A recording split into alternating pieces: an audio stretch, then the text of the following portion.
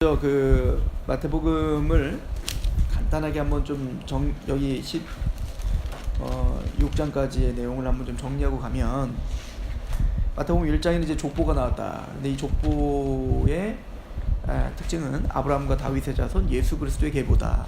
그러니까 이 한마디에는 구약 전체가 요약돼 있다라고 우리가 이미 설명했어요, 그죠?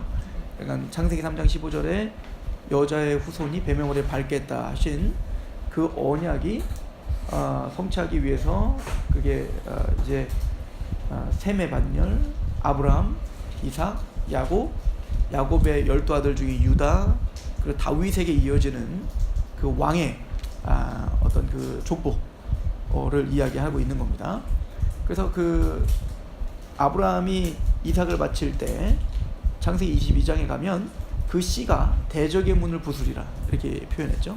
이걸 좀 더 구체적으로 야곱이 12아들에게 축복할 때 특별히 이제 유다 지파에게 축복하면서 네가 사자 새끼고 그리고 너에게 홀이 떠나지 않을 거다. 그러니까 너에게 왕권이 나올 거다. 그리고 이게 더 구체적으로 사무엘하에 가면 이제 다윗 언약이라는 게 나옵니다. 하나님께서 다윗에게 언약하시기를 너의 나라가 영원할 것이다. 내가 너의 왕위를 갈리지 않게 할 것이다.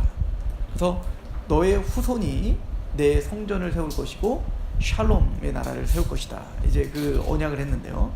그 언약의 이제 그 1차적인 그 성취로 솔로몬이 성전을 짓죠. 그러나 사실은 우리는 솔로몬의 그의 행태들을 보면서 메시아가 아님을 알죠. 그래서 진짜 샬롬의 왕이 올 것이에요. 그분이 바로 예수 그리스도인 거예요. 다니엘이 꿈을 꿉니다. 나중에 선지서들이 이제 그 메시아를 더 구체적으로 설명하는데, 다니엘이 꿈을 꾸는데 아니죠. 느부갓네살이 꿈을 꾸는데 그걸 이제 해석해 주죠. 하나님이 주시는. 그래서 머리는 금과 같고 그리고 은과 같고 그리고 동과 같고 철과 같은 나라가 있다. 그래서 이제 바벨론, 페르시아, 그리고 헬라, 그리고 로마의 어떤 세계의 어떤 그 제국들을 보여준 예언이죠. 근데 나중에 사람의 손에 닿지 않은 뜨인 돌이와 그 신상을 부수니까 완전히 부서져 산이 되고, 그리고 그 나라는 영원하다 이렇게 말하죠. 그러니까 그 뜨인 돌은 바로 산돌 대신 예수 그리스도를 상징적으로 보여주죠. 그러니까 지금까지 이제 그 아브라함, 이삭, 야곱, 유다, 다윗에게 오는 그 왕권이란 세상의 모든 권세를 다 부셔버리고 마침내는 하나님의 왕국을 세울 왕이다는 걸 보여주는 겁니다.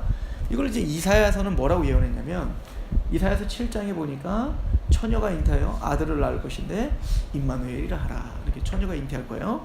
그 이사야서 9장에 봤더니 뭐라고 합니까? 그 한 아기는 영존한 아버지시고 하나님이시다. 그러니까 그는 범상치 않은 그냥 인간이 아닙니다. 그리고 그 어깨는 정사가 메었고, 이거는 뭐죠? 왕권을 갖고 있는 다스리는 자라는 얘기인 거예요. 기묘자라 묘사라, 그죠? 모사라 전능한 하나님이라. 그러니까 이런 모든 칭호들이 하나님께 돌려지는 칭호예요. 그러니까 그 이 땅에 육체를 입고 오시는 그 한 여자가 잉태하여 아들을 낳았는데, 이게 바로 창세기 3장 15절과 연결되어 있는 거죠. 그가 임마누엘, 그러니까 하나님이 우리와 함께 하시는 증거입니다. 그죠? 그렇게 되는 거예요. 그 바로 그들이 기다렸던 그 메시아가 바로 마태복음 1장에 기록되어 있는 겁니다. 그래서 바로 그 메시아가 다윗의 자손이시며 하나님의 아들이십니다를 보여주는 거예요. 그럼 그분은 누구신가? 바로 1장 마태복음 1장부터 4장까지 모든 행적들이 다 구약의 출애굽 이스라엘 백성들의 행적들과 병행합니다. 그래서 우리가 말했듯이 마태복음 1장은 예수님이 가나안에 계셨다가 태어나셨죠. 그리고 마태복음 2장에는 잠깐 애굽에 가셨다가, 마태복음 3장에는 그죠, 세례받는 장면이 있고요. 그리고 4장에는 광야 40일 동안 시험당해요. 이게 이스라엘이 살았던 거죠. 이스라엘이 아브라함을 통해서 가나안에 있다가 요셉을 통하여 애굽에 갔다가 모세를 통하여 출애굽하는 거, 홍해 갈라지는 걸 세례와 이제 방불한 것이고, 그리고 40년 동안 광야. 그러니까 지금 마태의 그 지금 의도는 철저하게 구약의 모든 예언의 성취이며 또 이스라엘이 이루지 못한 것들을 완성하신 분을 예수님으로 소개하고 있다는 얘기예요. 그래서 4장까지 오면서 예수님 하나하나 계속 예수님의 행적들을 보면서 선지자의 말대로 그러니까 이 초림의 예언이 50가지가 넘는 직접적인 예언이 있어요. 뭐 처녀가 잉태해야 됩니다. 뭐 그리고 애굽에 잠깐 갔다 와야 됩니다. 그리고 나귀를 타고 뭐 입성해야 됩니다. 이런 직접적인 문자적인 예언이 50가지가 있는데 그 50가지가 적중하신 분이 바로 예수다. 스무고개와 같죠. 예를 들어서 여기서 남자여야 됩니다. 안경을 써야 됩니다. 양복을 입어야 됩니다. 그럼 바로 나오는 거예요. 제가 나오는 거죠. 그런 것처럼 누구도 메시아다, 누구도 함부로 재림주다, 누구도 함부로 그리스도라는 말을 할 수 없도록 성경에 정확하게 한 거예요. 그러니까 우리나라에서는 재림주가 나올 수 없는 거죠. 왜? 우리나라에서는 예수님이 태어날 수 없어요. 왜냐면 분명히 이스라엘 사람이어야 되고 유다 지파여야 되고 다윗의 혈통이어야 되고 그리고 베들레헴에서 태어나야 되며 그리고 처녀가 잉태해야 돼. 여기 거기서 다 끝난 겁니다. 처녀가 잉태할 수 없으니까요. 그러니까 초림은 분명히 문자적으로 한 아기로 태어난다라고 예언되어 있는 거예요. 그럼 반면에 재림은 어떻게 될까요? 하나님이 하늘에서 구름을 타고 오신다. 예수님이 오신다 해서 이거는 진짜 하늘에서 오시는 겁니다. 그러니까 초림이 문자적으로 오는 것처럼 재림도 어떻게 돼요? 문자적으로 오셔야 되는 겁니다. 그러니까 이 구조를 분명히 아셔야 된다는 것이죠. 그리고는 이제 그 예수님의 모든 기적적인 사역들이 이제 나오죠. 8장에 보면 예수님의 기적이 이제 거기에 집중돼서 나오는데 그 마태복음 8장에 나오는 기적들의 의미들 실제적으로 예수님 기적을 베풀었죠. 근데 그 기적을 베풀었던 그 의미들을 마태는 설명을 해주고 있습니다. 그 마태복음 1장에 문둥병자를 병을 낫게 하고 중풍병자를 낫게 하고 베드로의 장모의 열병을 낫게 했어요. 그리고 난 다음에 핵심적인 구절이 딱 있는데요. 뭐라고 하냐면 우리 8장 17절 한번 보세요.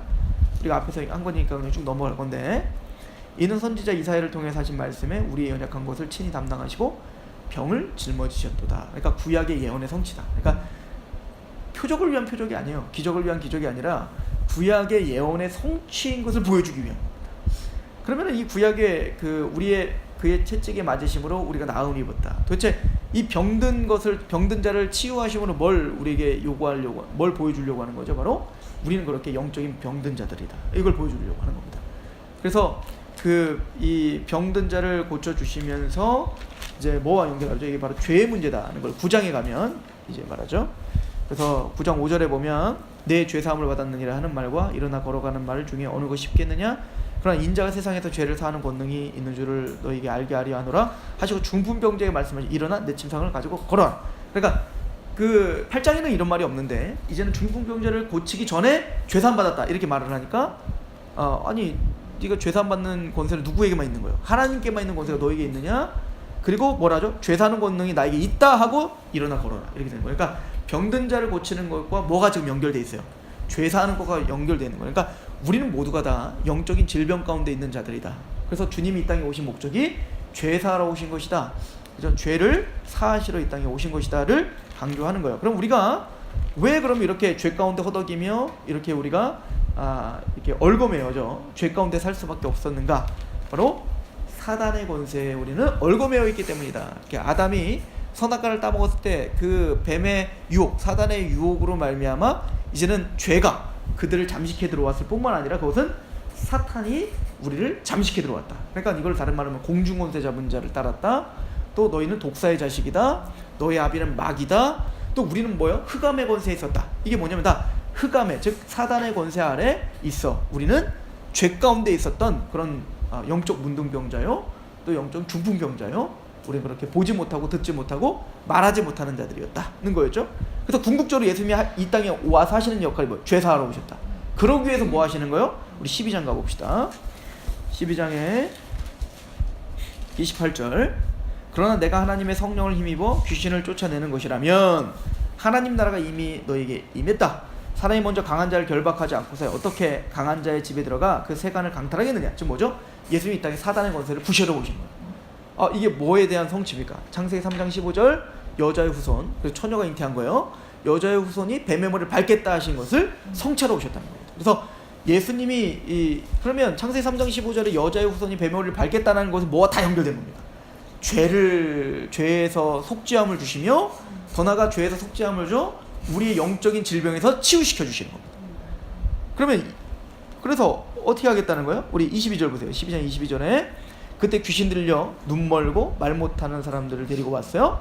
고초쯤에 말 못하는 사람을 말 못하는 사람에게 말하게 하고 보게 됐어요. 그러니까 우리는 그래서 우리가 그러면은 그 죄 가운데 사단 가운데 있다는 그 표면적인 증거는 뭐냐면 바로 보지 못하고 듣지 못하고 말하지 못한다는 겁니다. 그게 왜 그러냐? 사단의 권세 아래 우리는 잡혀있기 때문이었다. 그러니까 그 예수 그리스도가 우리 안에 죄와 사단의 권세를 꺾고 우리 안에 들어오시면 보지 못하는 사람이 보게 되고 듣지 못하는 듣게 되고 말하지 못하는 사람이 말하게 된다. 이 얘기인 거예요. 그러니까 이 이야기는 모두가 그래서 이게 마태복음 13장과 연결되는 거였죠. 그죠? 그들은 봐도 보지 못하고 들어도 듣지 못하는 그런 왜 그랬죠? 그들을 그렇게 정했기 때문이다. 그럼 우리는 어떻게 보게 되고 듣게 되고 말하게 됐죠? 우리 어떻게 예수님을 믿게 됐냐고요? 어떻게 예수님 우리 마음에 오셨냐고요? 은혜다 이거예요. 은혜다.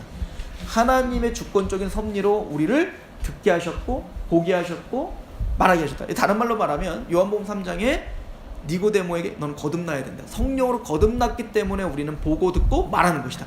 지금 이렇게 지금 마태는 계속 예수 그리스도께서 우리에게 어떤 일을 하러 오셨는가를 보여주러 오셔죠.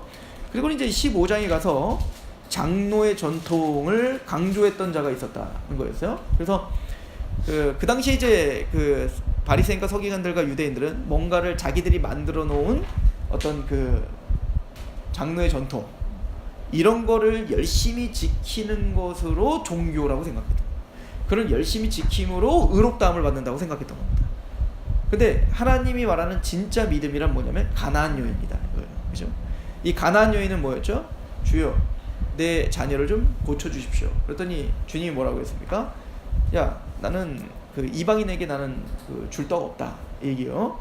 난 죽은 개와 같은 자들에게 줄 떡 없다 얘기인 거죠. 심각한 모독이었죠. 그런데 그 여인은 맞습니다. 옳습니다. 내가 바로 죽은 개와 같습니다 라고 이야기를 하는 거예요. 그러니까 죽은 개와 같은 난데 그러니까 하나님 앞에 맞습니다. 우리는 죽은 개와 같고 하나님 앞에 나는 죄인입니다를 고백하고 있는 거예요. 그러나 죽은 개와 같은 자들도 주인의 밥상에서 떨어지는 부스러기도 줍니다. 개들도. 그런 것처럼 주님 그런 부스러기라도 저에게 주십시오. 그리고는 이제 주님께서 뭐라고 하시냐면 내 믿음이 크다라고 말합니다. 믿음이 뭐냐 이걸 보여주는 거죠. 그러니까 마태복음 15장까지 달려오면서 믿음이 뭐냐를 보여주는 거예요. 믿음은 뭐죠? 어떤 그럴듯한 형식을 갖추고 그럴듯한 어떤 뭐 자기만의 어떤 룰을 갖추고 또 자기만의 전통을 갖추고 나는 믿음이 있노라가 믿음이 아니라 하나님 앞에 철저히 죄인 이걸 깨닫는 게 믿음입니다. 그래서 하나님 앞에 나는 구원받을 수 없습니다를 고백하는 게 그래서 주님만이 주님에게서 떨어져 나오는 그 떡만이 나를 구원시키는 생명의 떡입니다를 아는 게 믿음입니다. 그래서 이 사건이 있기 전에 14장에 어떤 일이 오병이어 기적이 있었던 겁니다. 그래서 이 오병이어 기적이 마태복음 6, 나중에 요한복음 6장과 이제 연결지어서 본다면 바로 먹고 사람이 떡으로만 사는 게 아니라 하나님의 입에서 나오는 말씀으로 산다는 거죠. 그러니까 주님께서 우리에게 주시고자 하는 진짜 떡은 모세는 광야에서 만나를 줬지만 나는 내가 떡이다 이거죠. 내가 생명의 떡. 내가 예수님이 실제적으로 찢김을 당하고 피를 흘려 그러니까 십자가의 죽으심으로 그 십자가에 나를 위해서 대속하신 예수를 믿을 때 나는 구원받을 수 있다. 그러니까 바로 생명의 떡이라는 얘기인 거예요. 그러니까 그 예수님의 떡을 우리가 먹을 때 믿음으로 먹을 때만 나는 구원받을 수 있습니다. 그러니까 이 가나안 여인은 바로 이런 어떤 문맥 속에서 이 이야기가 있는 거예요. 나는 죽은 개와 같습니다. 그러나 예수님에게서 떨어져나온 그 부스러기라도 떡의 부스러기도 먹어야 즉 예수님이 십자가의 은총 가운데 있어야 나는 구원받습니다를 우리는 그렇게 받아들여야 되는 얘기인 거죠. 자 그래서 16장에 그래서 계속 표적을 보여달라니까 예수님 어때요? 내가 진짜 보여줄 표적은 하나밖에 없다 이거예요. 사실은 내가 지금까지 보여줬던 뭐 문둥병자가 일어나고 사단이 내어 쫓김을 당하고 뭐 혈루병 여인이 살아나고 보는 자가 보지 못하는 자가 보고 이런 모든 표적들은 사실은 한 가지 표적을 보이기 위한 거야. 내가 너에게 보여줄 표적은 뭐밖에 없어요? 요나의 표적밖에 없다고. 이 요나의 표적이 뭔데요? 십자가와 부활입니다.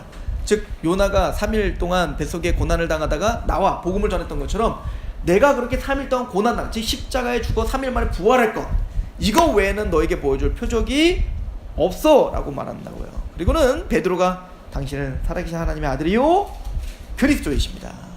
이걸 고백하죠. 바로 이것이 바로 마태가 고백하게 하고자 했던 고백인 겁니다. 이걸 위해서 달려왔던 거예요. 그러나 지금 다시 말씀드리지만 이 베드로조차 고백은 하나님의 아들이십니다. 그리고 당신은 그리스도입니다 라고 말을 해놨지만 그 내용은 완전 달랐다. 내용이 다르다. 이들의 베드로가 요구했던 내용은 뭐였어요? 로마를 전복시키고 이 땅에서 나를 이 땅에 하나님 나라가 임하여 내가 잘 먹고 잘 살게 하는 그 왕국을 세워주는 메시아로 이 베드로는 착각했던 거죠. 그러니까 하나님의 아들 그리스도라는 고백의 내용은 뭡니까? 죽임당하신 어린 양이어야 되는데 죽임당하셔야 되는 것인데 그 죽음에 대한 이해를 전혀 갖고 있지 못했다 이거예요. 그래서 17장부터는 이제 뭐예요? 그 내용을 채워주는 겁니다. 지금까지는 그 고백을 받아내신 거고 지금 처음 고백한 거예요. 제자들이 살아계신 하나님의 아들 그리스도라는 고백을 받아내시고 그 고백의 내용을 채워주시는 것이 이제 17장부터 가는 거예요. 그래서 제가 오늘은 17장부터 20장까지의 내용을 같이 강의할 건데 이 내용의 전체적인 주제는 누가 큰 자냐 이걸 보여줄 겁니다. 그러니까 지금까지 베드로와 제자들과 모든 유대인들은 메시아를 내가 크게 하는 도구로 사용했던 겁니다. 근데 거기서 말하는 큰 자라고 하는 것은 뭐냐면 이 사람들이 말하는 큰 자란 높은 지혜를 얻고 뭔가 이 땅에서 떵떵거리고 모든 만물함이 내 앞에서 다 복종하고 그리고 뭔가 내가 부유해지고 군사적, 정치적, 외교적 큰 자를 상상하며 예수를 쫓아다니는 거죠. 그럼 예수님 말합니다. 그래서 이제부터 말하는데 맞아 니들이 큰 자가 될 거다. 근데 진짜 큰 자가 뭔 줄 아니? 이제 그걸 물어보게 돼요. 나중에 보면 이제 제자들이 우편좌이죠. 그래 네가 그 보좌에 앉을 거야. 근데 네가 내 잔을 정말 마실 수 있어? 이제 이렇게 물어보게 되면서 그 내용 하나님의 아들 그리스도 그리고 그를 따르는 자가 도대체 어떤 삶을 살아야 되는지를 보여주는 겁니다.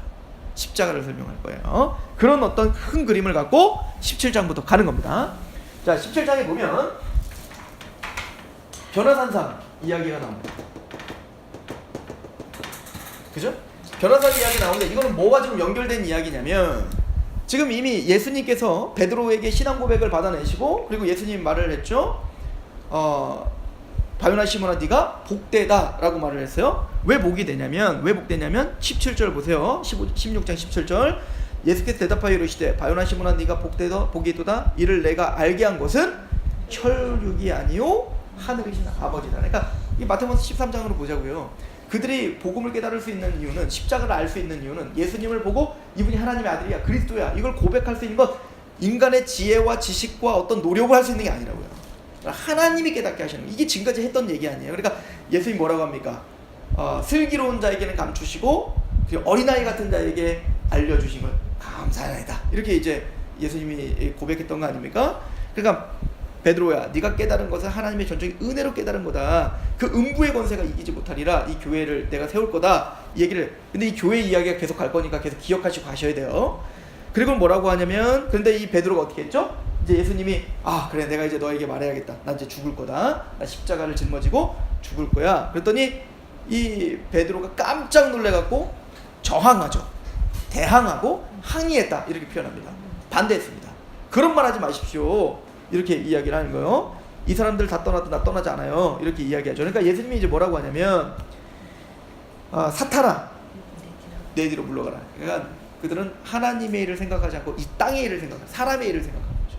그러니까 그들은 하나님의 아들 그리스도라고 말해놓고는 하나님의 내용으로 하나님의 마음으로 그걸 보는 게 아니라 자기들의 타락한 욕망함으로 그것을 해석하고 있었던 겁니다. 그죠? 그래서 사탄아 내 뒤로 물러가라 라고 이야기를 해요. 그리고 뭐라고 27절에 인자가 하나님의 영광으로 그 천사들과 함께 오리니 그때 각 사람이 행한 대로 갚으리라. 저는 이게 참 은혜인데 설득하시는 하나님의 섭리인데 예수님께서 십자가의 의미를 깨닫지 못해요. 근데 이들이 왜 뭘 두려워하고 있는 거예요? 예수님 죽어버리면 우린 끝이다는 거예요. 예수님 죽으면 우리는 아무것도 얻어낼 수 없다 인 거죠. 그런데 예수님 뭘 가르쳐주는 거예요? 아니다. 내가 죽으면 부활할 것이고 그리고 진짜 그게 영광이다. No cross, no crown. 그러니까 그 십자가의 고통이 없이 부활의 영광이 있지 않다. 그래서 십자가에 죽고 부활한 이후에 내가 어떻게 영광 중에 이 땅에 임하실 것인지 십자가 부활의 그 열매가 얼마나 영광스러운 것인지를 너에게 보여줄게. 이게 바로 변화산상인 거예요. 그래서 예수님께서 뭐라고 하죠? 인자가 영광 중에 올 것을 너희들이 볼 자가 있을 것이다가, 볼 자가 누구예요? 베드로와 야고보와 요한을 말하는 겁니다. 그래서 17장이 정말 그들이 영광 중에 예수님이 오는 것을 보죠. 미리 보여준 겁니다. 이게 바로 변화산상 사건인 거예요. 그래서 17장에 보니까 엿새 후에 그 약속대로 예수께서 베드로와 야고보와 그 형제 요한을 데리고 따로 높은 산에 올라가셨어요. 그러니까 16장에 그 문맥적으로 볼 때 지금 그 영광 중에 올 자가 볼 자도 있을 것이다 들이 누구예요? 바로 이들인 거예요. 베드로와 야고보, 요한, 이 사람들 볼 거예요. 나중에 이 요한은 또 한 번 보죠. 언제? 요한계시록을 통해서 보는 겁니다. 자, 2절에 그들 앞에서 변형되사 그 얼굴이 해같이 빛나며 옷이 빛같이 휘어졌더라. 그때 모세와 엘리야가 같이 있습니다. 이 모세는 바로 율법의 대표, 엘리야는 선지자의 대표입니다. 지금까지 예수님께서 하신 말씀들을 마태복음을 쭉 기억한다면 예수님께서 율법과 선지자, 이걸 계속 강조하죠. 이게 뭐냐? 구약 전체를 가리키는 거예요. 그러니까 구약 전체가 누구를 가리켜 이야기하고 있었다는 거예요? 바로 예수를 가리켜 이야기하고 있었다는 것을 대표로 보여주기 위해서 모세와 엘리야가 같이 변화되어 오는 겁니다. 이 얘기는 뭐냐면 구약의 모든 구약 백성의 대표가 모세와 엘리야인 거예요. 이해가시죠? 그러니까 구약과 선지자의 대표인 바로 모세와 엘리야가 이렇게 영광스럽게 변화되는 걸 보여주는 겁니다. 이 얘기는 뭐냐면 장차 교회가 음부의 권세가 이기지 못하려는 그 교회에 대한 이야기를 벌써 앞에서 하셨잖아요. 그 교회가 바로 예수님이 십자가에 죽으시고 부활하신 이후에 그 교회도 바로 그렇게 십자가의 고난의 길을 같이 걸어야 될 것입니다. 이 얘기를 같이 하는 거예요. 그래서 이제 16장을 보시면 16장 24절에 이렇게 말하죠. 이에 예수께서 제자들에게 이르되 누구든지 나를 따라오려거든 자기를 부인하고 자기 십자가를 지고 나를 따를 것이니라. 그러니까 지금 예수님이 십자가에 죽으시고 부활하는 걸 예언한 걸 뿐만 아니라 그랬더니 막 베드로가 그런 말 하지 마세요 그랬잖아요. 근데 앞에서 이미 교회에 대한 얘기를 했죠. 내가 그 교회를 세울 건데 교회는 내가 십자가에 죽고 부활한 것처럼 너희들도 자기 십자가를 지고 따르는 것이 바로 교회다. 이렇게 말하는 거예요. 근데 이 모세와 엘리야도 바로 하나님을 위해서 자기 십자가를 지고 따랐던 사람들입니다. 엘리야는 말하지 않아도 다 알잖아요. 엘리야가 어떻게 했습니까? 아합과 전투를 벌이면서 정말 그렇게 하나님의 850대 1로 전쟁에서 이겼지만 그 뒤에도 어떻게 했습니까? 그 아합과 그 부인 누굽니까? 이세벨은 끝까지 엘리야를 죽이고 고난을, 그래서 막 나 죽여주세요 할 정도로 정말 극심한 고난 가운데 있었던 게 엘리야 아닙니까? 그러나 그 길을 끝까지 걸었던 게 엘리야 아닙니까? 그러니까 엘리야도, 모세도 마찬가지예요. 이거를 히브리서 11장에는 뭐라고 기록하고 있냐면 모세가 이집트의 왕자로서 그 보화를, 그 부귀영화를 누릴 수 있었지만 그리스도와 함께 고난당하는 것을 더 큰 낙으로 알았다. 누구와 함께 고난당했다고요? 모세도 그리스도와 함께 고난당했다고요. 그러니까 엘리야와 모세 모두도 그 영광에 지금 참여하고 있는 이들이 모두가 하나님의 약속, 이 너희들이 바라보고 있는 그 약속대로, 약속을 믿음으로 그렇게 고난에 동참했던 자들이야. 그런데 그들이 마침내 얻었던 이 영광스러움이 바로 신약 교회가 얻을 영광스러움이란다를 보여주고 있는 거라고요. 그러니까 이 베드로가 이게 얼마나 영광스러웠는지 초막 셋을 지으시자 이렇게 말하죠. 초막 셋 짓다는 거 자기들은 괜찮다 이거야. 6개 짓지 않고 3개 짓는 건 예수님 그리고 엘리야 모세 그렇게 하고 우리는 땅밭을 자도 된다 이거죠. 그러니까 그 황홀합니다. 너무 영광스러워서 그 영광스러움 너무 황홀해서, 근데 그렇게 막 황홀하고 있을 때 하나님이 갑자기 음성을 내리죠. 그러니까 구름이 옵니다. 여기 보면 5절에 말할 때 호련히 빛난 구름이 그들을 덮었다. 이건 뭐지? 시내산에서 하나님이 임재호에 방불한 그런. 그래서 시내산에서 구름이, 여러분들 성경에서 구름은 뭐냐면 하나님의 영광을 상징적으로 보여주는 거예요. 그래서 예수님이 구름을 타고 하늘로부터 온다는 얘기는, 그래서 이제 이단들이 다 그렇게 말하죠. 무슨 예수님이 손오공이냐? 손오공처럼 무슨 구름 타고 와고 와 막 얼마나 웃기냐 이거예요. 바보인 거예요, 바보. 그렇게 자꾸 성경을 그렇게 조롱하는 사람들은 성경, 난 구약에 무지합니다, 무식합니다를 드러내고 있는 거라고요. 하나님이, 예수님이 구름을 타고 이 땅에 오신다는 얘기는 사실은 그 타고 오신다 할 때 타고 온다는 말이 이게 이 번역이 좀 애매해서 그래요. 사실은 구름과 함께 온다는 말인 거예요. 구름과 함께 온다. 이게 사실은 타는 용도가 아니라 함께 오시는 거예요. 그래서 신의 산에서 하나님이 임재할 때 항상 나타나는 아이템들이 있어요. 뭐 지진이 나고 막 이런 것들이 있는데 그 중에 항상 빠지지 않는 아이템이 뭐냐면 구름과 함께 오시는 거예요. 왜냐하면 죄인들이 하나님을 직접 대면 죽기 때문에 구름으로 그 하나님의 영광을 가리는 겁니다. 그래서 이제 그 대제사장도 성소, 지성소까지 들어갔을 때 그들이 향로를 가지고 갑니다. 향로를 왜 가지고 가냐면 향로를 피워가지고 그 덮개가 보이지 않을 때까지 향로를 피워야 되는 거예요. 그러니까 연기가 자욱해서 아무것도 보이지 않을 때 움직여야 되는 겁니다. 그래서 참 죽는 겁니다. 그 얘기 뭐냐면 하나님의 그 임재 앞에, 그 거룩하신 하나님 앞에 우리 서면 다 죽는 거예요. 그래서 그 거룩하심과 영광스러움을 표현하기 위해서 뭡니까? 구름으로 가리시는 거란 말입니다. 그러니까 예수님이 초림은 예수님이 이 땅에 어떻게 오시는 겁니까? 한 아기로 비천하게 오시는 겁니다. 그리고 죽임 당하시는 겁니다. 이게 구약의 예언의 성취였다고요. 그래서 이사야서 53장에 보면 뭐라고 합니까? 한 아기가 이 땅에 오실 거예요. 그래서 허물과 죄로 인해서 채찍 맞으시고, 그리고 가시면류관 씻음 받으시고, 그리고 찔림 당하시고, 피 흘리시고, 죽임 당하시고, 어린 양처럼 죽임 당하는 게 문자적인 예언의 성취였단 말입니다. 그런데 재림은 어떻게 오실 거라는 거예요? 구름을 타고 오신다는 얘기는 이제는 예수님은 이 땅에 한 사람을 오시는 게 아니에요. 그분은 뭐요? 영광 중에 하늘로부터 내려오실 건데, 그분은 구름을 타고 오신다는 건 뭐냐? 하나님으로서 오신다. 이제는 그 어떤 누구도 그 앞에 대적할 수 없는 영광 중에 오시겠다. 하늘로부터 영광 중에 하늘로부터 심판주로서 하나님으로부터 오시는 게 재림인 겁니다. 그러니까 재림은 또 한 사람으로 와가지고 막 또 막 살아내고 밥 먹고 이게 아니야. 예수님은 이 땅에 하나님으로 다시 오실 것이다. 이게 재림인 겁니다. 나중에 이거는 그 재림에 대한 예언을 할 때 다시 보겠지만, 그래서 이제 그 예수님의 영광스러운 변화된 모습을 할 때 뭐가 임해요? 구름이, 빛난 구름이 그들을 덮는 겁니다. 항상 하나님이 나타날 때 구름이 덮이는 거예요. 그리고는 하늘에서 뭐가 임해요? 하나님의 말씀이 임합니다. 뭐라고? 내 사랑하는 아들이요, 이는 내 사랑하는 아들이요, 내 기뻐하는 자니 너희는 그의 말을 들어라. 이 얘기인 거죠. 그때 이 베드로와 야고보와 요한이 두려워합니다. 너무 두려워하는 거죠. 왜냐면 진짜 하나님 앞에 서 있으니까. 그죠? 신의 산 앞에 서서 보세요, 내가 이 말을 듣지 못하게 해주시소, 내가 당신이 하나님 말씀 들어서 우리에게 알려주세요. 그냥 들으면 막 죽을 것 같은 겁니다. 이게 바로 하나님 앞에 섰을 때 우리의 모습들이란 말이에요. 이게 사실은 사도 요한이요, 나중에 계시록에 보면 하나님의 임재, 예수 그리스도의 임재를 보면 죽는 것처럼 넘어지거든요.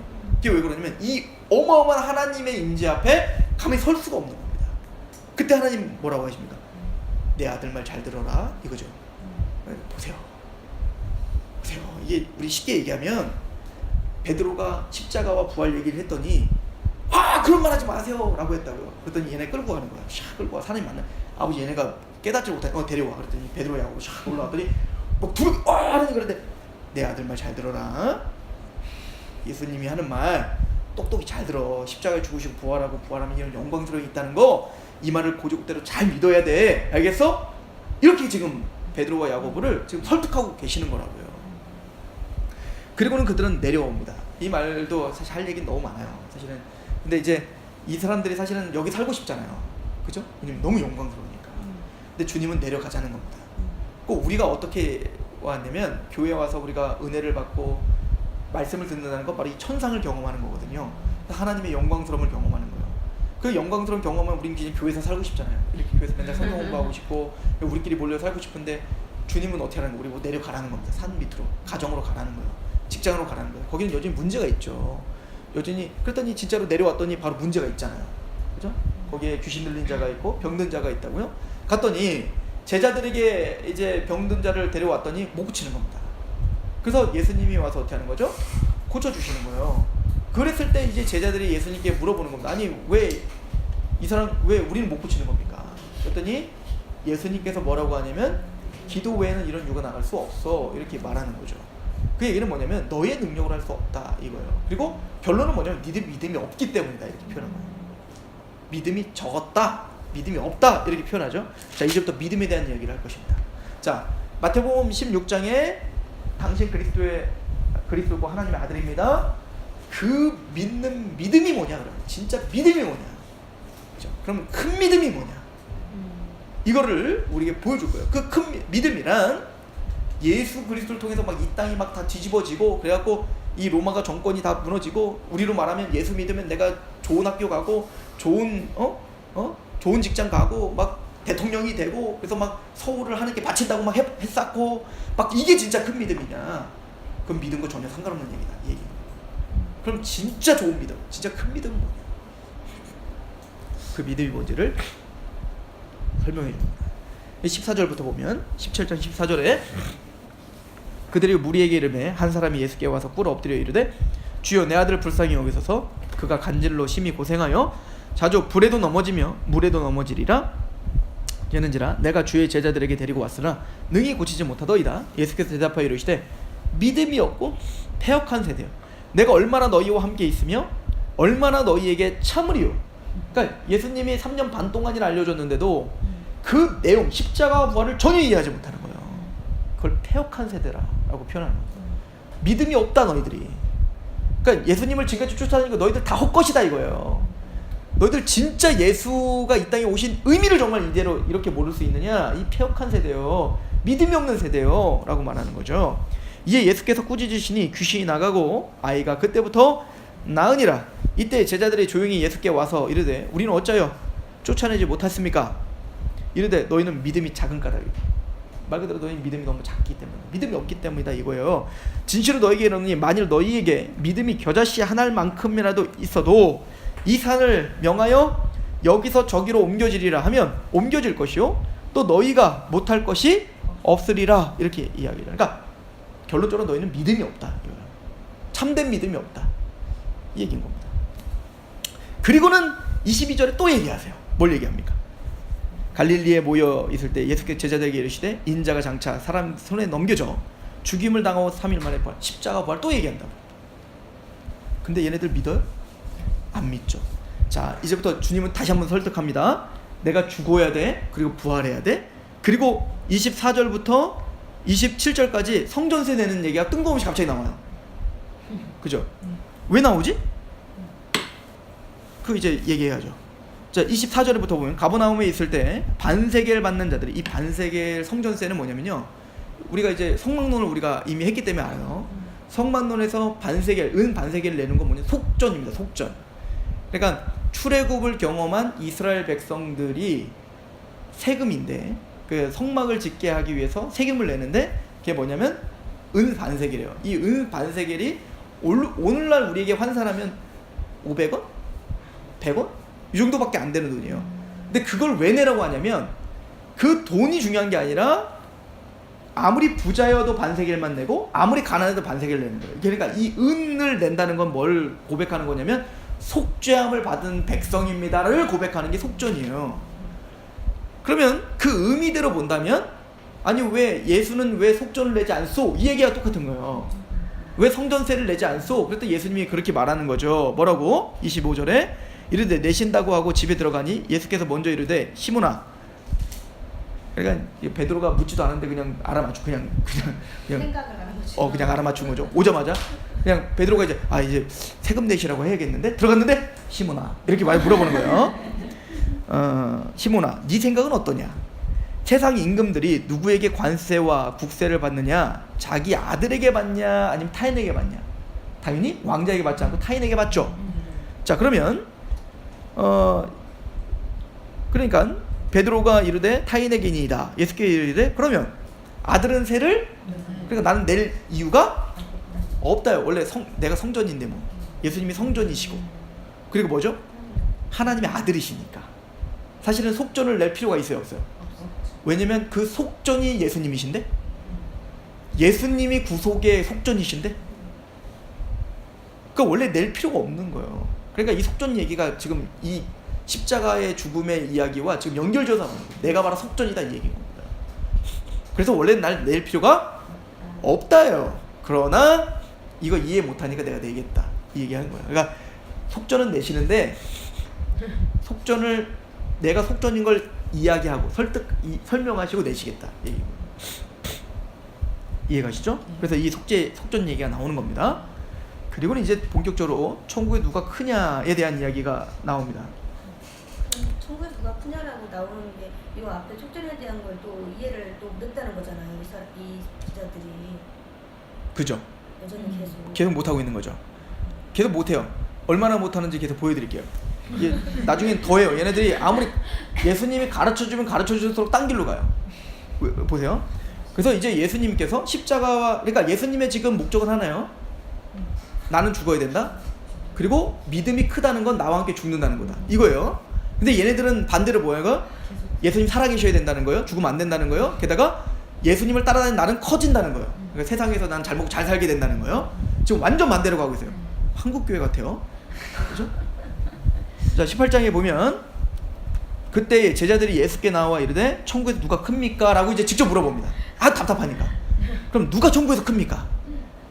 그래서 예수님이 어린아이를 불러오는 거예요. 어린아이를 불러서 물어보죠. 4절에 그러므로 누구든지 이 어린아이와 같이 자기를 낮추는 자가 천국에서 가장 크다. 그러니까 이 땅에서 낮아지고 낮아지는 자가 가장 크다. 이 얘기는 바로 예수님이 그랬던 분입니다. 이걸 빌립보서에 뭐라고 하죠?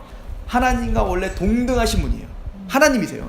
근데 하나님의 본체이시나 동등됨을 취할 것으로 여기지 아니하시고 자기를 비워 종의 형체를 띠고 죽기까지 복종하셨어요. 이게 예수님이십니다. 우리가 걸어야 될 길이 바로 이 길입니다. 이게 십자가의 길이에요. 자기 십자가를 지고 따르라고 그랬잖아요. 그런데 이 제자들은 끊임없이 뭐요? 누가 큽니까요? 그러니까 예수님 뭐라고? 진짜 큰 자가 뭔지 내가 보여줄게. 큰 자란 바로 자기를 낮추는 자가 크다. 이거예요. 그리고 뭐라고 하냐면 5절에 또 누구든지 내 이름으로 이런 어린아이 하나를 영접하면 곧 나를 영접함이니 누구든지 나를 믿는 이 작은 자 중에 하나를 실족하게 하면 차라리 연자맷돌이 목에 달려 깊은 바다에 빠뜨리는 걸 안다. 그러니까 이 어린아이는 뭘 지금 얘기하는 겁니까? 이 어린아이들은, 어린아이 같은 자가 천국 간다는 얘기는 순전함을 말하는, 순진함을 말하는 게 아니에요. 어린아이들은 죄인입니다. 어리면 어릴수록 더 이기적입니다. 다 아시잖아요? 자, 그런데 여기서 말하는 어린아이란 아이들은 부모를 떠나면 죽습니다. 진짜 재밌죠? 그러니까 제가 송아지 태어나는 걸 한번 봤거든요. 우리 동네 앞에 송아지를 키워서 송아지는요 깜짝 놀랐어요. 이제 뒤에서 확 나오잖아요. 나와서 뚝 떨어지는데 뚝 떨어지고 좀 있으니까 막 뛰어요. 그래서 근데 우리 아이들은 한번 걸으려고 해도 몇 년이 걸려요. 1년이 걸리나요? 그리고 스스로 살할 수 있는 방법이 없습니다. 그러니까 어린아이는 철저히 부모를 의지하고 철저히 어른을 의지합니다. 이게 어린아이예요. 그러니까 어린아이처럼 자기를 낮춘다는 건 뭐냐면 철두철미하게 하나님을 의지하는 자가 큰 자예요. 그러니까 지금까지 싸움이 여기죠. 문둥병자, 혈루병 여인, 보지 못하는 자, 귀신 들린 자, 이 사람들의 특징이 다 여기 있는 겁니다. 어린아이들이었다는 거예요. 하나님을 철두철미하게 의지하는 그가, 그리고 더 하나님을 의지하고 더 낮아지는 자가 큰 자예요. 나는 뭘 할 수 있다, 나는 뭘 지킬 수 있다, 나는 하나님 앞에 이걸 했다, 이건 이미 작은 자입니다. 믿음이 없는 거예요. 그러니까 반대로 믿음이 있다는 건 뭐죠? 나는 할 수 없습니다. 나는 주님 앞에 죄인입니다. 나는 죽은 개와 같습니다. 그렇게 낮아지는 자가 바로 큰 자입니다. 지금 이제 의미가 조금씩 이제 잡히죠? 그래서 6절에 보면 누구든지 나를 믿는 이 작은 자, 이 소자, 작은 자, 이거 고유명사예요. 마태복음에서 작은 자, 소자는 바로 믿는 자를 가리키는 거고, 이렇게 이거를 기억해야 나중에 마태복음 25장에 가면 양과 염소의 비유가 있다고요. 그 양과 염소의 비유에 보면 그 사람들은 천국 가고 지옥 가는 건데, 의인들 보고 너희들 왜 내가 언제 의인입니까? 그랬더니 너는 내가 굶주렸을 때 나를 먹였고, 내가 헐벗을 때 나를 입혔고, 내가 감옥에 있을 때, 이거 불우유독게 하는 거 아니란 말이에요. 이건 뭐라고 하냐면 내 형제 중에 지극히 작은 자에게 행한 것이 나에게 행한 것이다. 지금 이거 말하는 거예요. 여기서 지극히 작은 자는 뭐죠? 철저히 예수를 의지하고 예수를 믿는 자입니다. 그래서 뭐라고 말합니까? 여기 보니까 5절에 또 누구든지 내 이름으로 이런 어린아이 하나를 영접하면 나를 영접하는 것 같다, 이렇게 표현하고 있는 거예요. 그러니까 어린날 설교하라고 이거 있는 거 아니에요, 사실은. 그죠? 그래서 6절에, 그래서 7절에 그런데 실족하게 하는 일들이 있음으로 말미암아 세상에 화가 있도다. 실족하게 하는 일이 없을 수는 없으나 실족하게 하는 그 사람은 화가 있다. 무슨 얘기죠? 그렇게 주님을 알고 주님을 믿고 있는 그 낮은 자, 작은 자, 그 작은 자의 삶은 고난을 당할 수밖에 없다. 실족하게 하는 일이 없을 수는 없어요. 반드시 실족하게 하는 일이 있습니다. 이게 구원받은 자들의 특징입니다. 고난을 당하죠. 가인이 아벨을 쳐 죽이는 것처럼 세상은 항상 우리를 쳐 죽인다고요. 그러니까 베드로와 제자들이 바랐던 삶은 이게 아니죠. 예수님을 믿음으로 세상을 쳐 죽이고 싶었거든요. 근데 예수님은 어떻게 하겠다는 거예요? 내가 쳐 죽임을 당할 뿐만 아니라 니들도 쳐 죽임을 당하리라. 반대예요, 반대. 그렇죠? 8절. 만일 내 손이나 내 발이 너를 범죄하게 하거든 찍어내버리라. 장애인이나 다리 저는 자로 영생에 들어가는 것이 두 손과 두 발을 가지고 영원한 불에 던지는 것보다 낫다. 만일 내 눈이 너를 범죄하거든 빼버리라. 한 눈으로 영생에 들어가는 것이 두 눈을 가지고 지옥불에 던지는 것보다 낫다. 3가 이 작은 자 중에 하나도, 이 작은 자, 그러니까 구원받은 예수 그리스도의 복음을 알아 십자가를 알고 십자가의 길을 걷고 있는 하나님의 백성들을 어떻게 보면은 실족하게 하는 일에 그 손이 쓰임을 받고 눈이 쓰임을 받고 있다면 차라리 눈 빼버리고 손 잘라버리고 차라리 그렇게 하는 게 낫다. 왜냐면 3가 이 작은 자 중에 하나도 업신여기지 말라. 너희에게 말하노니 그들의 천사들이 하늘에 계신 내 아버지 얼굴을 항상 배운다. 그러니까 그 구원받은 하나님의 백성들이 주를 위해서 고난을 당할 때 부재중인 것 같죠. 하나님 안 계신 것 같잖아요.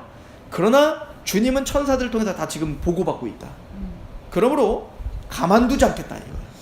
하나님의 백성들을 실족하게 하는 일이 없을 수는 없는데 실족하게 하는 그 자는 내가 가만두지 않는다.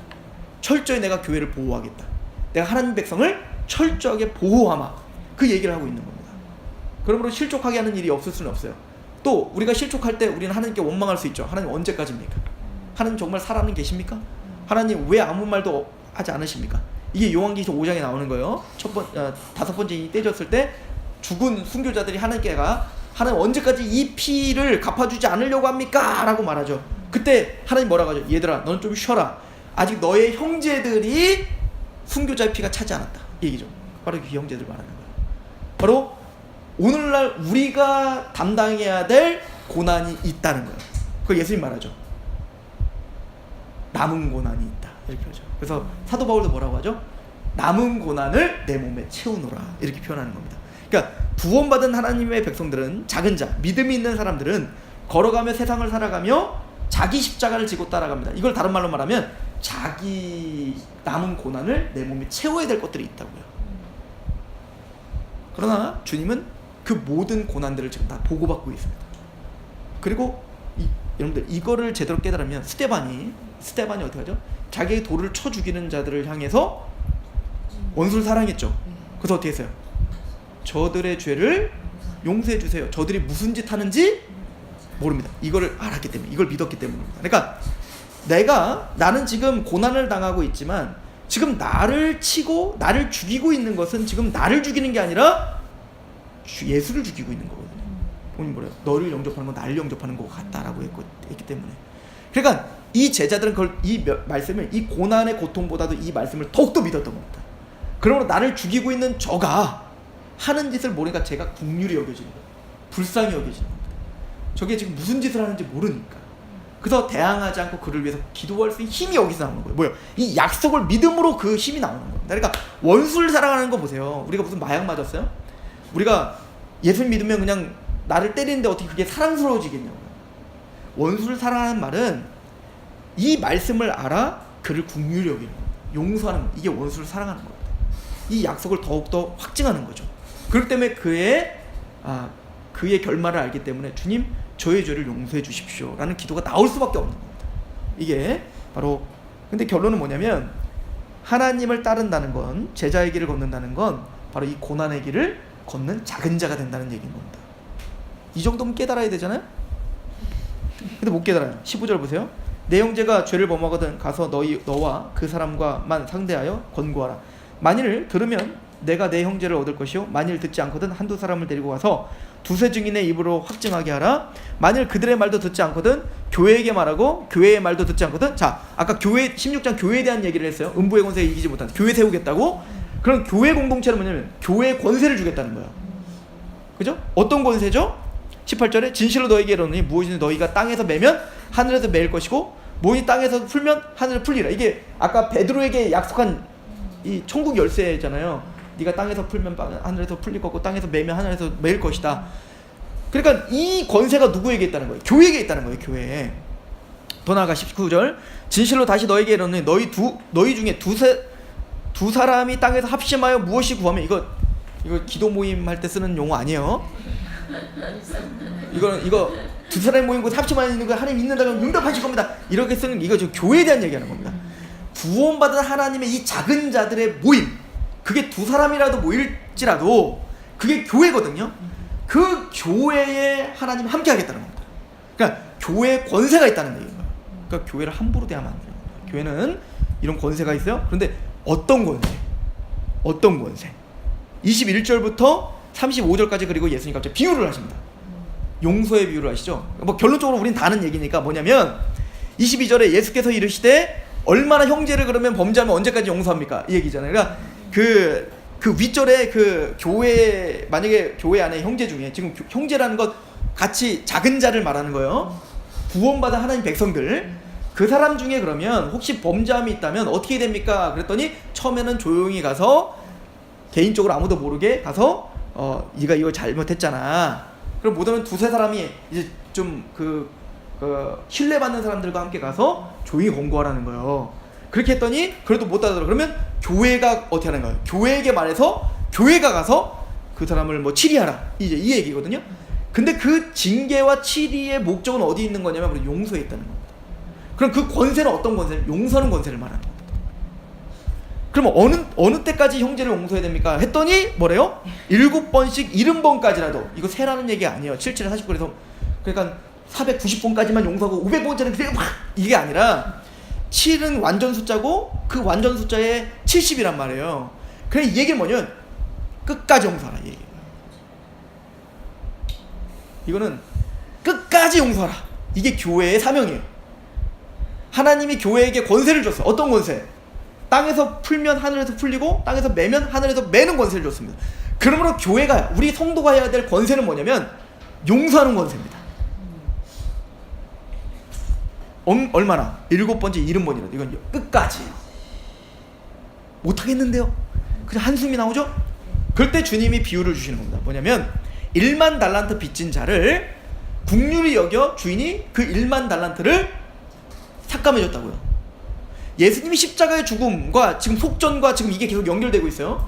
예수님이 십자가에 죽는 이유는 바로 너의 1만 달란트를 삭감하기 위함이죠. 그러니까 구원받은 사람은 1만 달란트가 이미 삭감받은 자다.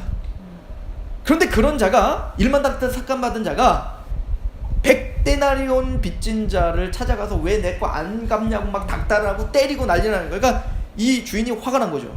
야, 1만 달란트를 빚진 자를 내가 용서해줬더니만 지가 그래? 고작 100데나리온을 빚진 자에게 지금 멱살을 잡았어? 이게 말이 되냐? 이 얘기인 거죠. 근데 말이 됩니다. 왜 말이 되냐면 보세요. 1만 달란트라는 건, 달란트라는 건 원래 이제 금을 세는 무게예요. 이게 한 60kg. 그러니까 이게 그 1만 달란트면 우리나라 돈으로 6조예요. 6조. 우리가 감히 상상할 수 없는 돈이라고요. 근데 그 돈을 만약에 여러분들이 빚졌다 그러면 어떻게 할까요? 요즘 이제 파산 신청합니다. 그러니까 이제 어떻게 해야 되죠? 6조는 빚졌어 그러면 감이 안 와요. 몰라. 아무것도 감이 없죠. 6조가 뭔지 모르니까. 이게 우리의 죄인 거예요. 우리 죄가 너무 크니까 우리는 느낌도 갖지 못합니다. 근데 100데나리온은 뭐냐면 1데나리온은 뭐냐면 하루 품삯이에요. 그러니까 풍성이 10에서 15원, 계산하기 쉽게 10만 원이라 치면 100데나리온 한 1000만 원이에요. 이건 감이 오죠. 1000만 원이면 차도 바꿀 수 있고요. 가구를 바꿀 수 있어요. 내가 맛있는 것도 먹을 수 있다고요. 그러니까 피부로 와닿는 돈이에요. 그러니까 보세요. 내가 십자가에서 하나님의 그 큰 은혜로 구원받았다는 건 감이 안 와요. 이게 어떤 은혜인지 감이 안 온다. 근데 당장 내 돈을 훔쳐가고 나에게 상해를 가하는 그 사람의 상해는 피부로 와닿는 겁니다. 용서할 수가 없는 겁니다. 그러니까 십자가의 은혜로 내가 이런 큰 은혜를 받았는데 내가 과연 이 사람을 삭감해줘야지가 이 연결이 안 되는 거예요. 왜냐면 6조는 너무 크기 때문에 감이 안 오기 때문에. 이게 우리의 지금 모습들인 겁니다. 그래서 용서할 수가 없는 겁니다. 그래서 바울이 에베소 교회에게 내가 너희를 위해서 기도한다. 뭐라고 기도하는 줄 아십니까? 너희가 믿음으로 서갖고 막 능력으로 너희가 승리하고 너희가 막 믿음으로 서갖고 너희들이 올바른 믿음에 서갖고 너희 자녀들이 잘 돼갖고 좋은 학교 가갖고 이 로마를 정복하고 이 세상에 빛이 되어 이렇게 기도한다고요. 바울이 기도하는 건 하나예요. 그 예수 그리스도를 통해서 하나님의 사랑의 깊이와 높이와 넓이와 그 어떠하심을 지식까지 새롭게 깨닫게 되라. 신앙 성장이란 십자가의 그 은혜가 얼마나 큰지 하루하루 더 깊이 깨달아가는 겁니다. 그걸 알게 되면, 우리가 탕감받은 그 십자가의 은혜가 뭔지를 알게 되면 감히 용서하지 않을 수 없게 되기 때문에. 그죠? 그러므로 지금 교회를 내가 세울 건데 음부의 권세가 그 교회를 흔들 수 없다. 근데 그 교회는 바로, 교회란 내가 십자가를 지는 것처럼 너희들도 십자가를 지는 것이 교회다. 교회란 높아지고 커지고 화려해지기를 원하는 게 교회가 아니라 나를 따라 십자가를 지고 죽어가는 것이 교회다. 그리고 교회에게 내가 권세를 주마. 그 권세는 교회의 권세를 휘둘러, 내가 뭐 장로네 목사네 그래갖고 막 그 앞에서 무슨 막 그 바리새인과 서기관들처럼 높아지려고 하는 게 교회의 권세가 아니라 7번씩 70번이라도 용서하는 권세를 갖고 있는, 그러기 위해서는 얼마나 자기를 죽여야 되겠어요? 얼마나 자기를 희생해야 되겠어요? 그게 바로 교회의 권세다. 이 얘기를 하고 있는 겁니다. 누가 큰 자냐? 다시 물어보고 있는 거죠. 누가 큰 자입니까? 섬기고 용서하는 자가 큰 자라는 겁니다. 그런 19장에 뜬금없이 이혼 얘기가 나옵니다. 이게 어려운 거예요. 우리가 이 복음서를 읽을 때 갑자기 막 산발적으로 막 이 얘기 저 얘기 하는 것처럼 보이기 때문에 힘든 겁니다. 그러나 이게 다 지금 문맥적으로 다 누가 큰 자냐의 싸움을 여러분들은 계속 유지하면서 따라오셔야 되는 겁니다. 지금 19장에 두 가지를 우리가 봐야 되는데, 19장에 갑자기 이혼에 대한 이야기를 하면서 3절에 보니까 바리새인들이 예수께 나와 그를 시험하여 이르되 사람이 어떤 이유로 19장입니다. 이유로 있으면 그 아내를 버리면 것이 옳습니까? 예수께서 대답하여 이르되 사람이 지으신 이가 본래 그들을 남자와 여자로 지으시고 말씀하시길 그러므로 사람이 그 부모를 떠나 아내에게 합하여 그 둘이 한 몸이 될지라 하신 것을 읽지 못했느냐? 그런즉 이제 둘이 하나요? 둘이 아니요 한 몸이니 그러므로 하나님이 짝지어 준 것을 사람이 나누게 할지 못하니라. 이 주례할 때 하는 거 아니에요? 이 얘기 뭐야? 이혼 불가예요. 원래 이혼은 원래 불가입니다. 그런데 율법에는 이혼이 가능하다고 써있단 말이에요. 그래서 7절에 여짜오되 그러면 어찌하여 모세는 이혼 증서를 주어서 버리라고 명하였습니까? 이건 시민법입니다. 자, 율법에는 세 가지가 있어요.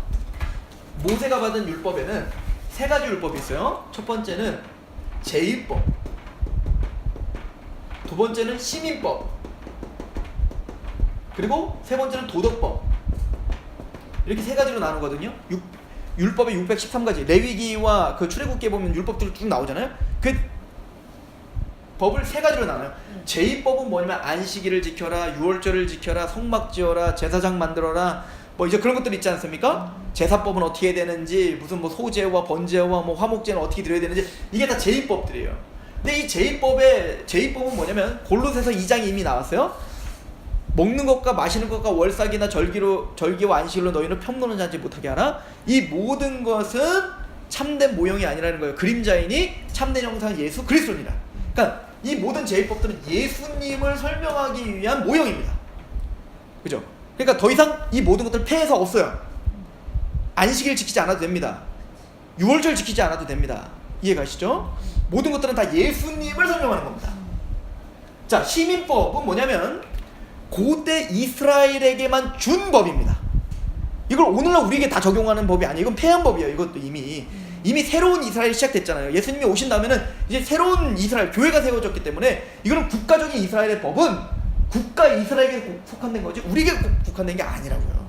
예를 들어서 뭐 그 유출병인 여자는 무슨 뭐 며칠이 부정하다. 이거 우리가 왜 지키냐고요. 이해가세요? 예를 들어서 소를 뭐 잃어버렸으면 그 소를 죽인 자는 뭐 소를 어떻게 줄 것이고, 이거는 우리와 상관없는 법이라고요. 눈에는 눈, 이에는 이 법이 고대에는 속하는 법이잖아. 우리에게 속한 법이 아니라고. 이거는 폐한 법이에요. 이해가시죠? 그러나 도덕법은 영원한 법이라고 하죠. 이 도덕법은 십계명을 가리킵니다. 이 십계명은 영원한 법입니다. 지금도 우리의 방향이 정해지게 하는 법입니다. 또 십계명은 첫 번째, 우리를 죄인됨을 드러나게 하는 법이며, 또 이 십계명은 구원받은 하나님의 백성들이 예수께로 올 수 있게 하며, 또 우리가 어떻게 살아가야 되는지를 알려주는 법이 십계명이에요. 자, 그런데 이혼법은 어디에 속한 법일까요? 시민법에 속한 법입니다. 그래서 말하는 거예요. 그러니까 이게 지금 고대 너희들에게는 원래는 이혼하지 않는 게 하나님의 원래 뜻이야. 그런데 그 당시에 너무 완악한 시대였고, 그래서 완악한 시대에 너네 완악함을 아무리 올바른 법을 줘도 지키지 못할 걸 아니까 실현 가능한 법을 주신 거다 이거예요. 그래서 뭐라고 하죠? 여기 보니까 8절, 예수께서 이르되 모세가 너희 마음에 완악함 때문에 아내 버림을 허락하였다, 이렇게 보는 거예요. 그러니까 이건 모세가 하나님 말씀을 잘못 전했다가 아니라 하나님이 모세를 통하여 그렇게 일부러 고대 시민법을 이렇게 준 거예요. 예를 들어 눈에는 눈, 이에는 이, 이게 원래 맞는 겁니까? 아니죠. 하나님은 원래 7번씩 70번씩 용서하는 게 원래는 하나님의 뜻이지만, 그게 이렇게 하면 사회 질서가 잘 안 잡힌다고. 왜냐면 완악하기 때문에 이걸 개차반처럼 여길 거라고요. 그러니까 그들의 어쨌든 조금이라도 공의로움을 지켜주면서 그들의 마음을 달래면서 그 법을 제정해야 됐기 때문에 그런 법을 세운 거라고요. 그러므로 이 얘기는 뭐냐면, 모세 율법이란 너희의 완악함을 중심으로 너희가 해석하고 있구나 라고 말하지. 그러니까 너희들이 보는 시각이 그렇다는 거야. 하나님이 법을 주시면 모세도 너희의 완악함 때문에 그렇게 준 거야. 그런데 그 율법을 볼 때 70번씩 7번이라도 용서하는 것이 하나님의 원래 뜻이었고, 또 원래는 하나님이 한 남자와 한 여자를 만나게 하여 서로 헤어지지 않게 하는 게 하나님의 뜻이었거늘, 너희들은 그 완악함 때문에 어찌하든 이혼하고 싶게 그걸 해석하고 싶은 거야. 완악함으로 그 법을 해석해버리는 겁니다. 이게 얼마나 재밌냐면, 그래서 그 율법 학자 중에는 이제 두 학파가 있거든요. 삼마이 학파와 할렐 학파가 있어요. 샴마이와 할렐. 근데 이 삼마이 이 학파는 그래도 좀 보수적인 학파예요. 그래서 뭐라고 하냐면, 이혼하는 법을 뭐라고 이제 해석하냐면, 이제 그러니까 모세가 이혼하지 마라라고 율법을 주면 그거를 이제 해설한 주석집들이 있을 거잖아요. 그래서 삼마이 학파는 뭐라고 하냐면, 아내가 정결치 못할 때 이혼할 수 있다, 이렇게 됐어요. 근데 그 정결치 못할 때는 어떻게 정할 거냐고. 그래서 자기들이 정하는 거예요. 게다가 이제 이 힐렐 학파는 굉장히 진보적인 학파인데 뭐라고까지 얘기하냐면, 아내가 그를 위한 접시를 망가뜨리면 이혼할 수 있다. 그러니까 남편의 접시인데 그걸 깨트렸거나 망가뜨리면 이혼할 수 있다. 이걸 아예 정해놨다고요.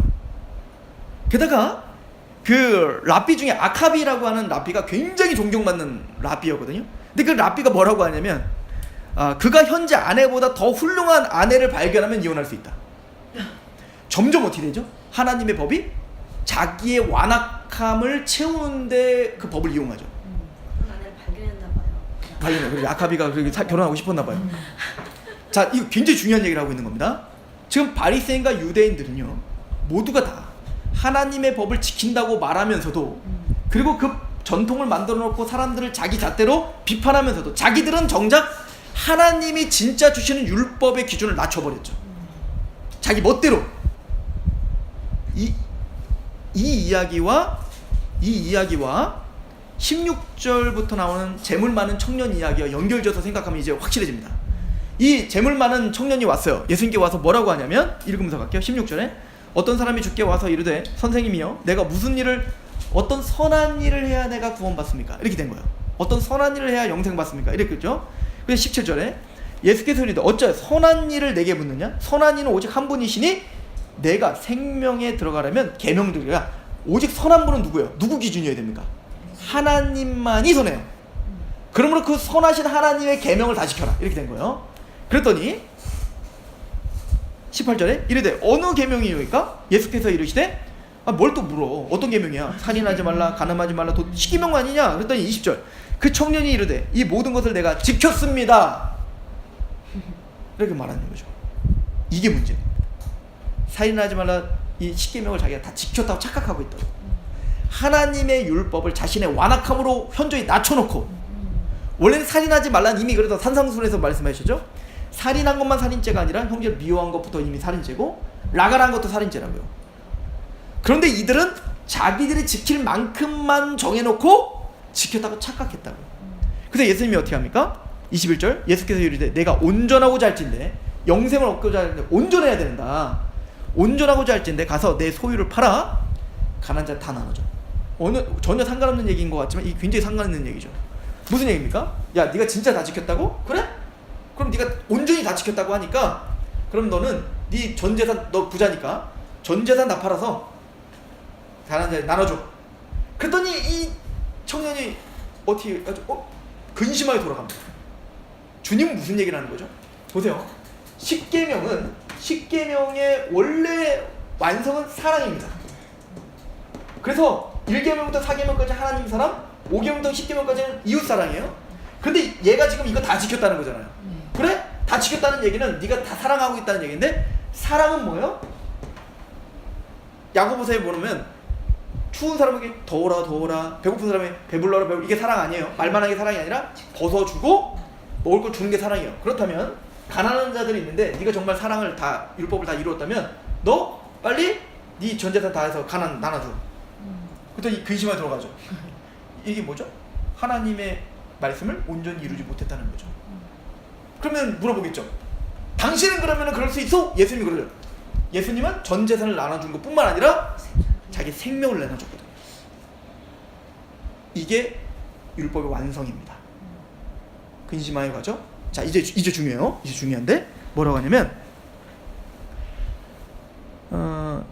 23절 이 말을 하고 딱 그래요. 예수께서 제자들에게 이르되 내가 진실로 너희에게 이르노니 부자는 천국에 들어가기 어렵다. 이렇게 됩니다. 그러면 아싸 우리는 가난해서 다행이다 이렇게 말하는 게 아니라 제자들은 정확하게 들었어요. 그래서 예수님이 다시 너에게 말하노니 낙타가 바늘기에 들어가는 것보다 부자가 하나님 나라에 들어가는 것보다 쉽다. 그러니까 불가능하다 이거야, 부자는. 근데 제자들이 뭐라고 얘기하냐면 25절에 제자들이 듣고 몹시 놀라 이르되 그러면 누가 구원을 얻을 수 있습니까?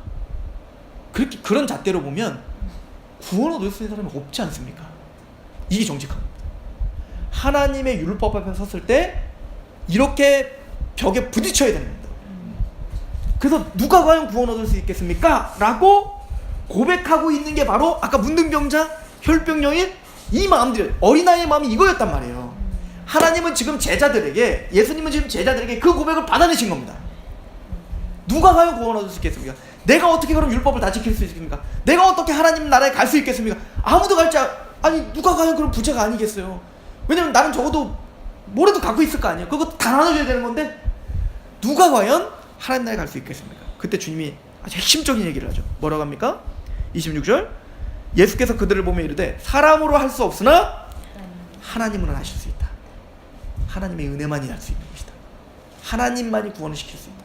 하나님만이 그 은총의 근원이다. 이제 감격스럽습니다. 이제 제자들도 뭔가 깨달은 것 같습니다. 근데 항상 이때쯤 되면 반전이 일어나죠. 딴소리 합니다. 아주 좋았는데 갑자기 이제 27절 베드로가 대답하여 이르되 보소서 우리가 모든 것을 버리고 주를 따라 싸운데 우리는 무엇을 얻었습니까? 이렇게 되는 거예요. 그러니까 베드로가 그렇지 베드로도 할 말이 있죠. 왜냐면 버리고 갔잖아요. 다 전투 그 버리고 주님 따르고 있잖아요. 주님 난 뭘 얻었습니까? 와, 나 끝내준다. 이제 나 끝냈다. 이렇게 된 거예요.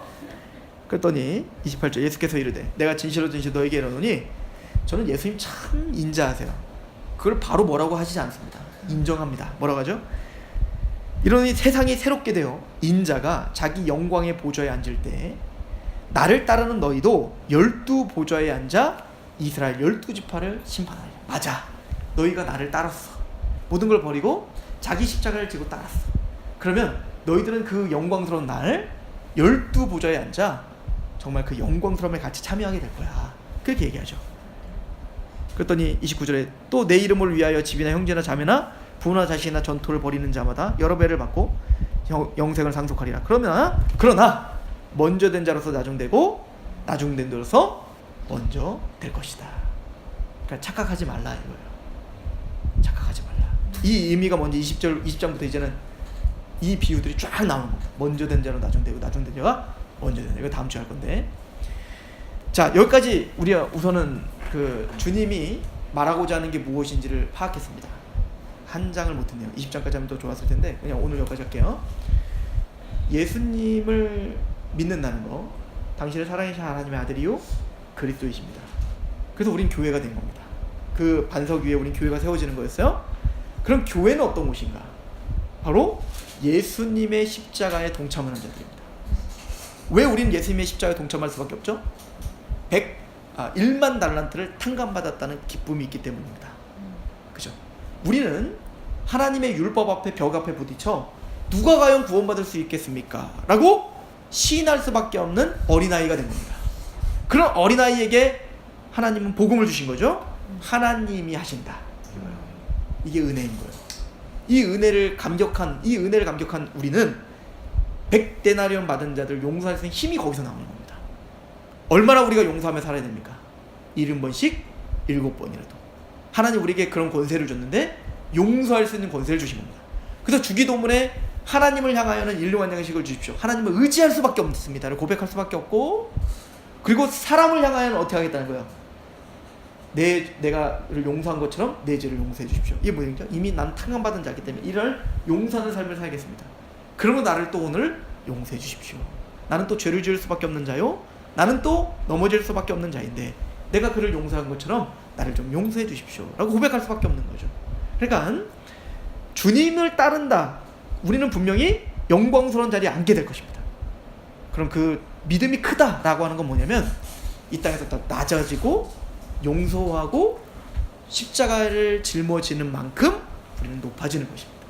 근데 나중에 제자들은 이걸 깨닫지 못해서 요거 듣고 두 제자가 오는 거예요. 그때가 되면 나 우의정 자의정 앉게 해주세요. 정신 못 차린 겁니다. 그래서 그때 주님이 뭐라고 하냐면 네가 진짜 내가 마실 잔을 마실 수 있겠니? 그랬더니 제자들이 마실 수 있습니다 이렇게 된 거예요. 그 잔이 뭔데? 십자가의 고난의 잔입니다. 할 수만 있으면 이 잔을 옮겨주세요 했던 그 잔인데, 얘네들은 어떻게 생각한 거죠? 이 땅에서 왕이 이제 다 이루고 와 한 잔 받아, 이 잔인 줄 알았던 거죠. 아니요, 진짜 믿음의 큰 자는 낮은 자에 임하여 주님이 마셨던 그 잔을 마시는 거, 그게 바로 믿음이 큰 자다. 이게 믿음의 내용이다 라고 성경 우리에게 알려주고 있습니다.